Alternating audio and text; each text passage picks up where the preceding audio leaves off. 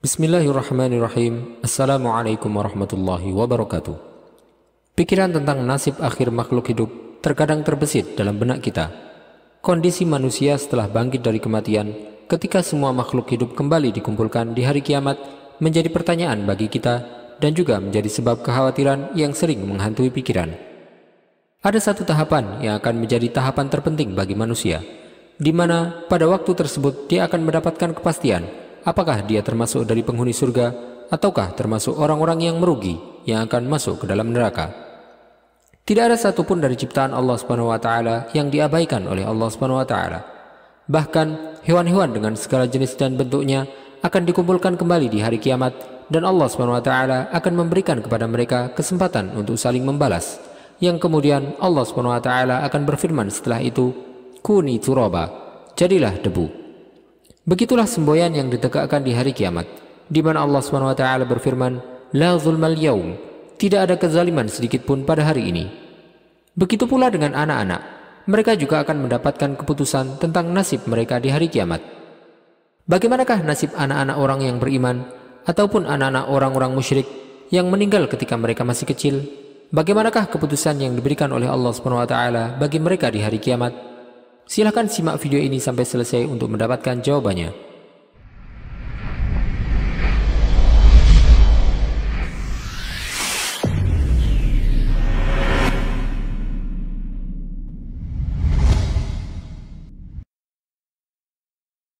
Pertama, tentang keadaan anak-anak kaum muslimin. Dalam sebuah hadis sahih, Qurrah bin Iyas al-Muzani meriwayatkan bahwa adalah kebiasaan Nabi SAW jika sedang duduk, beberapa orang dari sahabatnya akan duduk bersama beliau.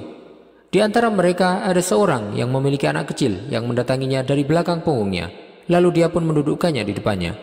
Pada suatu hari, anak itu meninggal dunia. Maka orang tersebut berhalangan untuk menghadiri majelis karena ingat anaknya. Ia bersedih atas kematiannya. Lalu Rasulullah SAW pun merasa kehilangan orang tersebut dan bertanya, "Malila ara fulan?" Mengapa aku tidak melihat si fulan? Mereka menjawab, "Wahai Rasulullah SAW, anak kecilnya yang engkau lihat telah meninggal dunia." Rasulullah SAW lalu menemuinya dan bertanya tentang anaknya. Ia memberitahukan bahwa anaknya telah meninggal dunia. Lalu beliau menghiburnya, kemudian bersabda, "Ya fulan, ayyuma kana ahabbu ilaik an tumatta'a bihi umrak aw la ta'ti ghadan ila babin min abwabil jannah illa wajadtahu qad sabaqaka ilaihi yaftahuhu lak." Wahai fulan, manakah yang lebih engkau cintai? Engkau menikmati umurmu bersama anakmu, atau kelak engkau ketika mendatangi salah satu pintu surga, engkau akan mendapatkan anakmu telah mendahuluimu, lalu membukakannya untukmu? Ia menjawab, "Wahai Nabi Allah, bahkan jika ia mendahuluiku menuju pintu surga, lalu ia membukakannya untukku, lebih aku cintai." Beliau bersabda, "Fadzaka lak," itulah bagianmu. Dalam riwayat lain disebutkan bahwa kemudian ada seorang lelaki yang bertanya kepada Rasulullah SAW, "Ya Rasulullah, alahu khasah am likullina?" Wahai Rasulullah, apakah hal tersebut khusus baginya ataukah berlaku untuk semua orang dari kami? Beliau menjawab, "Bal likullikum." Hal tersebut berlaku untuk semua orang dari kalian. Dalam sebuah hadis yang diriwayatkan oleh Imam Muslim, beliau menyebutkan bahwa Abu Hasan Al-A'raj berkata kepada Abu Hurairah, "Sungguh aku telah kehilangan dua orang putra. Maka apakah engkau mau memberitahuku dengan sebuah hadis dari Rasulullah SAW yang bisa menenangkan kami ketika kami ditinggal mati oleh mereka?" Abu Hurairah radhiyallahu anhu menjawab, "Ya, sigharuhum da'amisul jannah yatalaqqa ahaduhum abah, aw qala abawayh, fayakhudhu bithawbih, aw qala biyadih, kama akhudhu ana bisanifati thawbika hadha, fala yatanaha, aw qala fala yantahi hatta yudkhilahu Allahu wa abahul jannah." Anak-anak kecil kaum muslimin adalah anak-anak kecil surga, yang mana mereka akan menyambut orang tuanya, kemudian memegang baju atau tangannya, sebagaimana aku memegang ujung pakaianmu ini. Dan dia tidak akan berhenti sampai Allah SWT memasukkannya beserta orang tuanya ke surga. Dari sini, dalil-dalil sunnah tersebut menunjukkan bahwa anak-anak kaum muslimin berada di surga. Bahkan ada beberapa ulama yang menukilkan ijma' bahwasanya anak-anak kaum muslimin yang meninggal ketika mereka masih kecil akan masuk surga. Imam Nawawi rahimahullah berkata, ulama kaum muslimin yang pendapatnya dianggap telah bersepakat bahwa anak-anak kaum muslimin yang meninggal di waktu kecil akan menjadi penghuni surga berdasarkan firman Allah Subhanahu wa taala, walladzina amanu wattaba'athum dzurriyyatuhum biimanin alhaqna bihim dzurriyyatahum.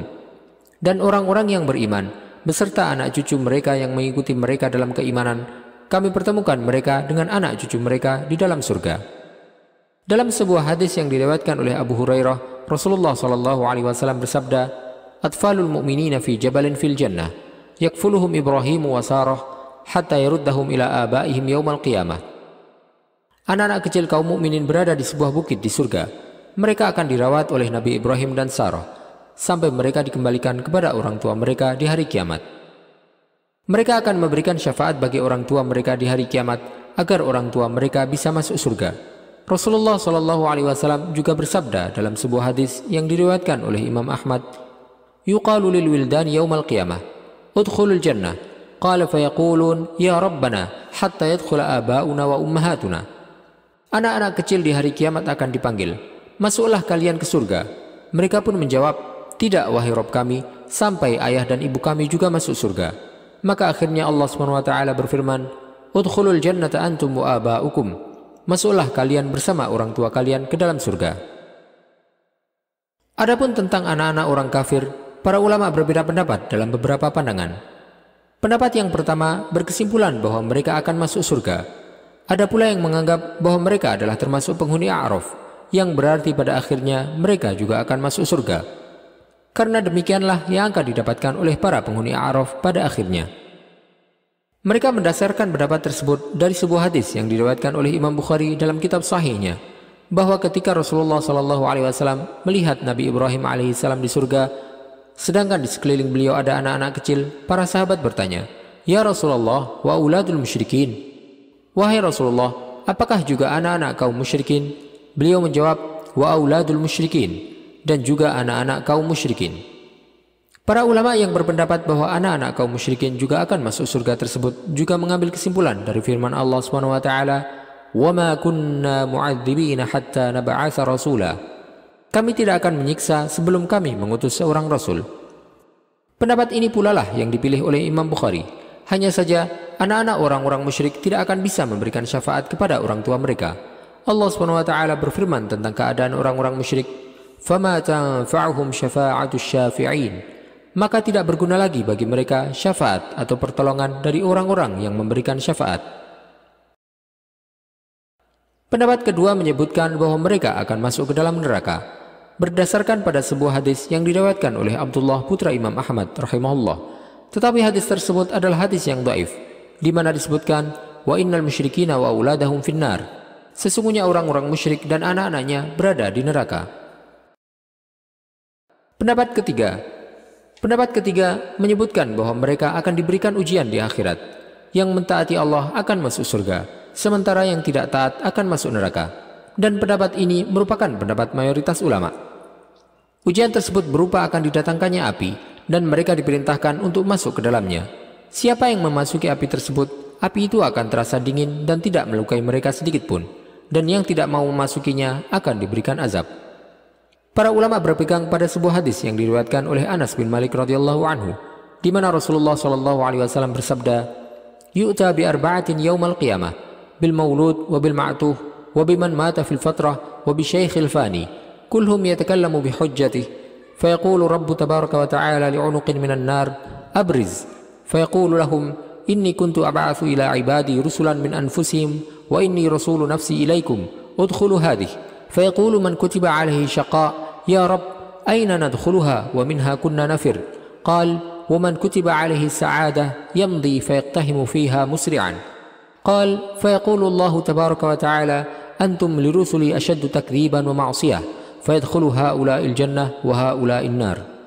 Pada hari kiamat ada 4 macam manusia yang akan dihadapkan kepada Allah, yaitu anak kecil, orang gila, orang yang meninggal di masa fatrah, dan orang tua yang sudah pikun.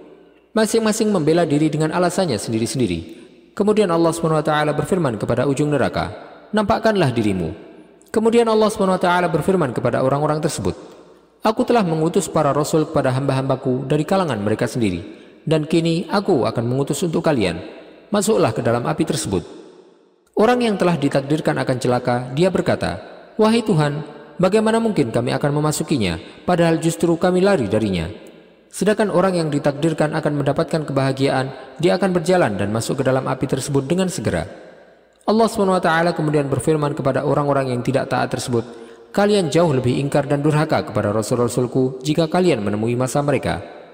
Maka orang-orang yang mentaati perintah Allah SWT itu pun dimasukkan ke dalam surga, dan orang-orang yang tidak mau mentaati perintah Allah itu akan masuk ke dalam neraka. Dalam hadis lain, Rasulullah SAW juga pernah ditanya tentang keadaan anak-anak kaum musyrikin di akhirat. Maka beliau menjawab, "Allahu a'lamu bima kanu 'amilin." Allah lebih mengetahui apa yang mereka perbuat. Hadis ini menjelaskan bahwasanya Allah SWT Maha mengetahui apa yang akan mereka perbuat dan bagaimana ketaatan mereka kepada Allah jika saja mereka hidup hingga dewasa di dunia. Anak-anak yang mentaati Allah SWT ketika dihadapkan pada ujian tersebut adalah mereka yang akan mentaati Allah SWT jika mereka hidup di dunia hingga dewasa, dan yang tidak patuh terhadap perintah Allah SWT adalah yang akan durhaka kepada Allah jika mereka hidup di dunia. Hadis tersebut menunjukkan tentang ilmu Allah yang meliputi segala sesuatu, bahkan hal-hal yang tidak terjadi. Allah mengetahui bagaimana keadaan hal itu jika memang terjadi. Imam Ibnul Qayyim menyebutkan bahwa pendapat ini merupakan pendapat yang paling bisa diterima, dan pendapat tersebut juga merupakan kesimpulan dari semua hadis yang ada tentang masalah ini. Ada juga beberapa pendapat lain dari para ulama tentang permasalahan ini selain 3 pendapat tersebut. Ada juga di antara para ulama yang tidak suka untuk membahas permasalahan ini sama sekali. Wallahu ta'ala a'lam, wa sallallahu wasallam wa baraka ala sayyidina Muhammadin wa ala alihi wa sahbihi ajma'in. Jika Anda menyukai video ini, silahkan klik tombol like dan juga subscribe channel ini sebagai bentuk dukungan kepada kami untuk dapat menyajikan video-video bermanfaat lainnya kepada Anda. Dan jangan lupa untuk bagikan kepada orang lain agar video ini dapat memberikan manfaat lebih luas bagi kaum muslimin. Wassalamualaikum warahmatullahi wabarakatuh.